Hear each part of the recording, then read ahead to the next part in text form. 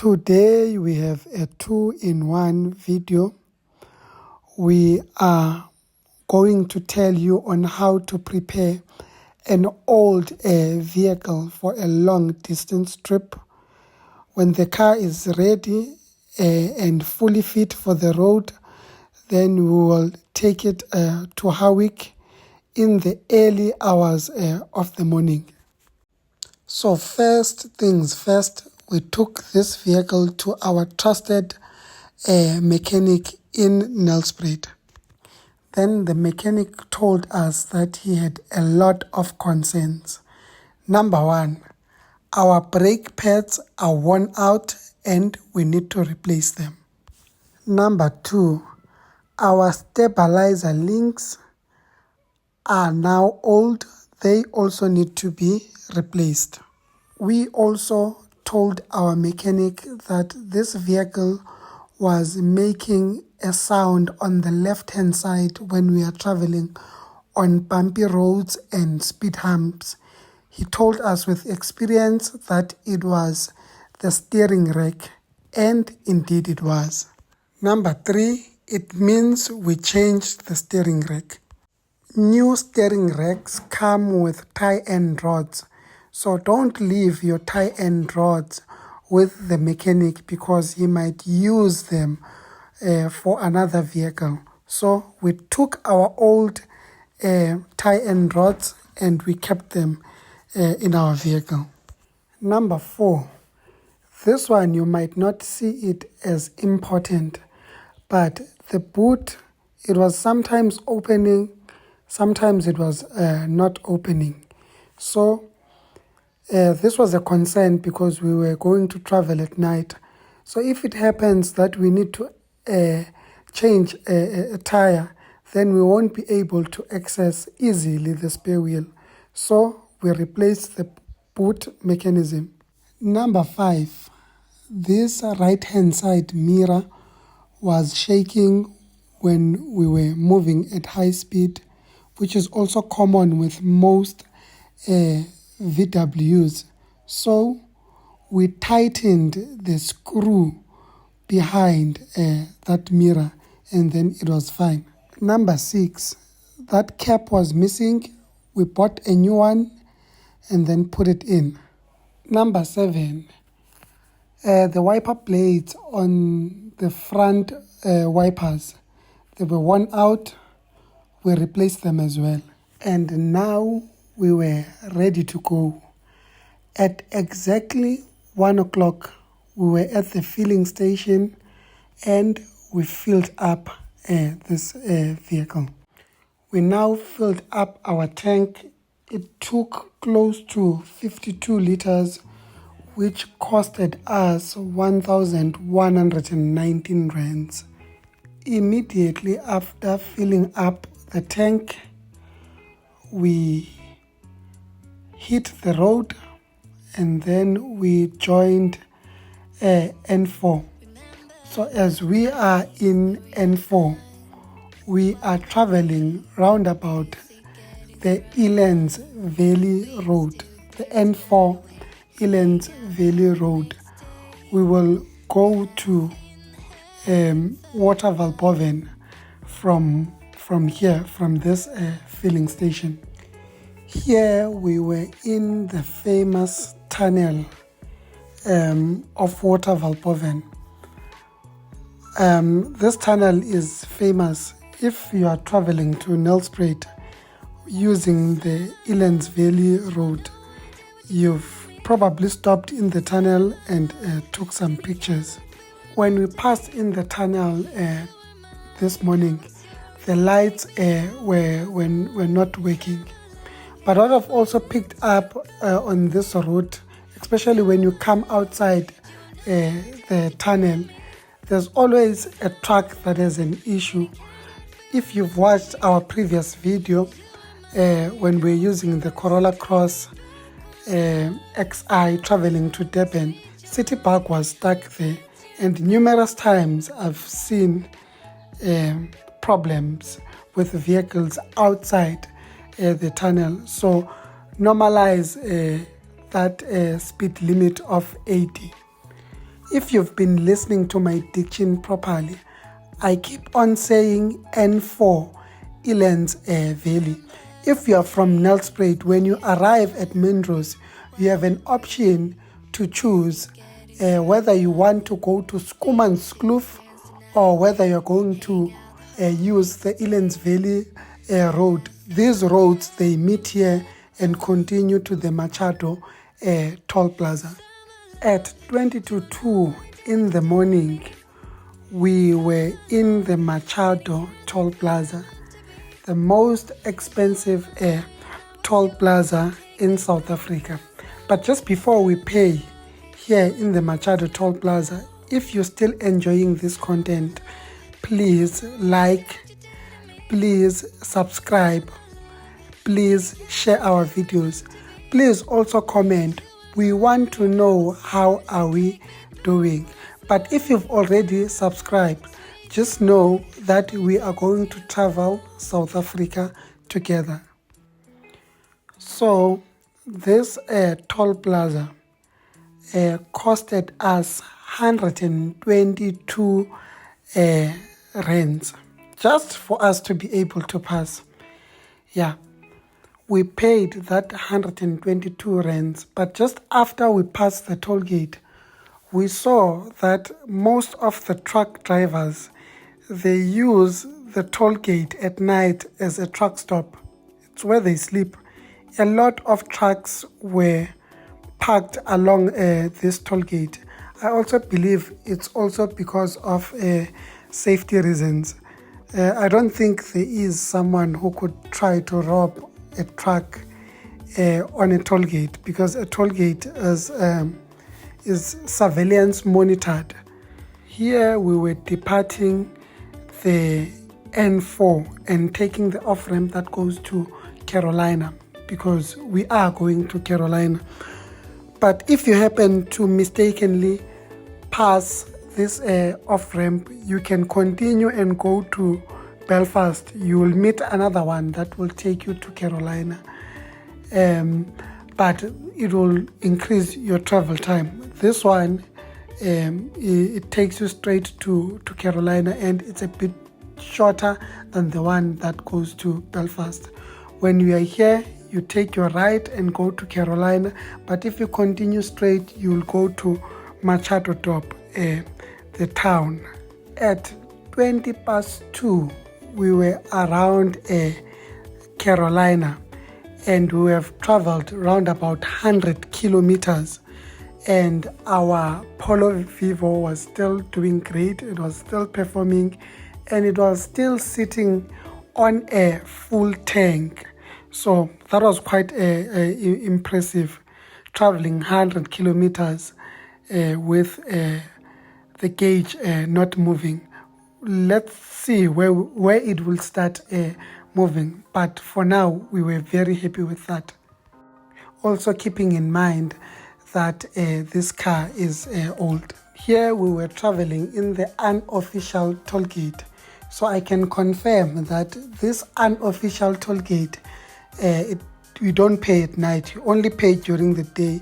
It's 20 rands for a small vehicle, it's 50 rands for a truck or a bus. It means these guys, they don't work at night, they only work during the day. 20 minutes later, we were at Christmere. This is N17. If you take your left, you are going to Wabaton, and if you continue straight, you'll end up in the Oshuk border gate of Swaziland. And then if you continue there, then you'll go to Mbabane. But we took a right. Now we are joining N17 and we are going to Emelo. But if you follow this N17 route, you will end up in Johannesburg.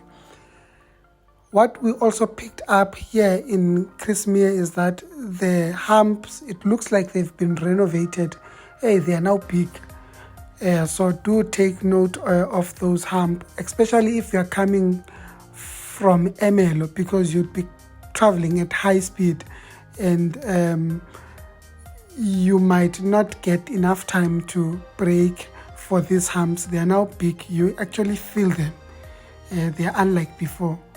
after we've left Christmere on N17, there was fog, and we could feel that this vehicle does not have fog lights, because we were struggling to navigate in that fog.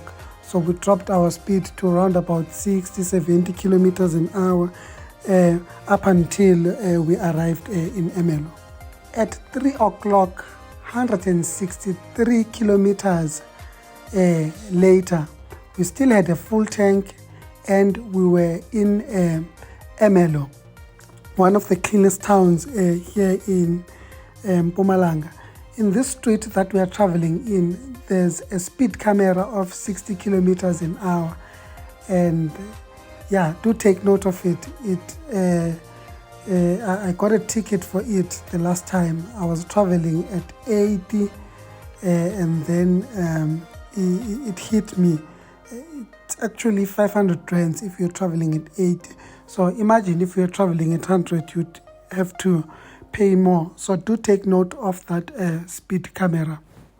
After we've departed Emelo, then you would go to Amersfoort. Oh, that road, you always travel alone. You become a lonely chicken there. We were traveling, we were moving on that road. We were trying to cover as much distance as possible, because the road is straight. There are no animals in that road, so you can move, and you need to take advantage of that, because after Volkrust you will start meeting vehicles from Johannesburg. Then it normally has traffic, but here we were moving, we were not playing, and the Polo Vivo was still performing. At 3:30 in the morning, we were passing Amersfoort, a town that has only one traffic light. So yeah, we're getting closer and closer to where we are going. I think when we are here, I might be wrong, but I think we are halfway if we are in Amersfoort, and since we are traveling to Howick, this should be halfway. So we pushed a lot when we were here. At 4 o'clock in the morning, we were passing round about the area of Volkrust. We had pushed a lot. Volkrust is the last town in Mpumalanga, and immediately when you depart Volkrust, you will see a board that says, "Welcome to KZN, welcome to KwaZulu-Natal." So people who stay here, they speak a bit of a mix. Some speak Siswati, some speak isiZulu. But when you are here, you are close to the Majuba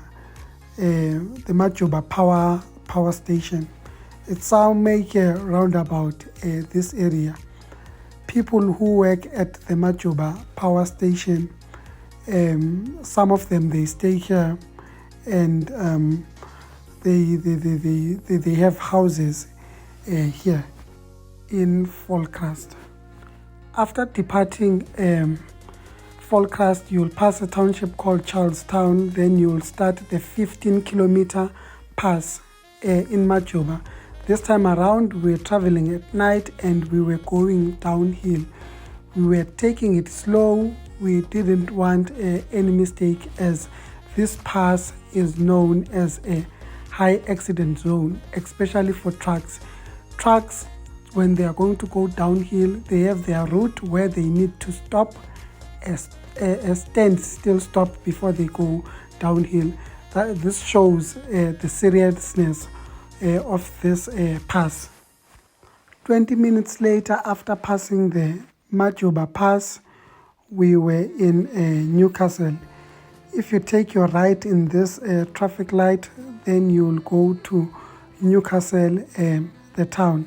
So from Newcastle, we had 100 kilometers to go to Ladysmith. So we were going to Ladysmith, which is also known as Mnambiti. After Newcastle, I think it's about 30 kilometers to Ladysmith. The road is still being expanded. Some lanes are not there, so do take precautions on that route. So when we arrived in Ladysmith, this time around we did not go to town, the CBD, but we took the turn that goes to Ezakheni. So in other words, we were bypassing the town. From Ezakheni, we were going to go to Colenso. Now we were in Colenso. So when you are here, you are going to join R103. So if you take your right, you are going back to Mnambiti. But if you are taking your left, you are going straight to Beckville. But you'll first pass this small town called Colenso. But if you continue straight, as we are going to continue straight, we are going to Beckville. Now we were going to take the next left and join N3 that is coming from Harrismith. But if you continue straight, you are going to Beckville, and if it's during the day, you normally see the houses of Beckville there, and you also see the Drankensberg Mountains. But now we were joining the N3 here in Escort. When we are in this off-ramp, you can actually see Escort Ultra City, where we will be taking a break. It's now 6:15 in the morning. We've traveled around about 455 kilometers on the clock, and we have a fuel tank that is just below quarter full. So the fuel consumption was quite impressive. Just after we left Ultra City, the one in Escort, we picked up that N3 is being reconstructed. There was only one lane available for use, so there was a lot of traffic there. That decreased our travel time. So if you are going to be using the N3, so do put that in mind. It doesn't look like it's something that they are going to finish anytime soon. So take note of it, be aware of it. When we were traveling towards Mooi River, Toll Plaza, that fog came back again, and we could feel again that we do not have fog lights in this vehicle. But we managed well in that situation. Here we were in the Mooi River Toll Plaza. You need to drop your speed because there's a camera there of 60 kilometers an hour. In this toll gate, you need to stick to your right, and we paid 67 rands. We paid 67 rands in this toll gate, and when we are here, we knew that Howick is not that far. So we were encouraged that we will meet the time that we targeted for ourselves. Here we were taking the off-ramp that goes to Howick South and Underbeck. If you've watched our vlog, there's a recent vlog that we posted, a trip from Durban to Matatiele. On that trip, we spoke about the Umkomazi River. That Umkomazi River, we said, we cross it when we go to Matatiele. If we are from Mpumalanga, we cross it somewhere in between Underbeck and Bulwer. So here, if you take your right, you will be taking that route that goes straight to Underberg, and that's where you will cross the Umkomazi River. But I think there will be a vlog where we'll be using this route going to Matatiel. You will actually see that Umkomazi River where we cross it. But for now, we are still coming here in Howick.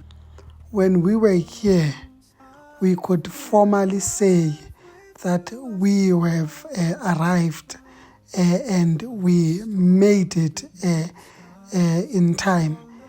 Here in this town, it was super cold. At 10 to 8 in the morning, we had arrived. We had a half tank on our tank, and then we had traveled around about 554 kilometers. So we were quite impressed about the fuel consumption of this vehicle. It was quite fuel efficient. But if you want to see this route properly, I do recommend that you watch our vlog, the one where we were traveling with a bus to Durban, because that one, it was during the day. This one, it was during the night. Yeah. This vlog has come to an end. We will definitely see you on the next one.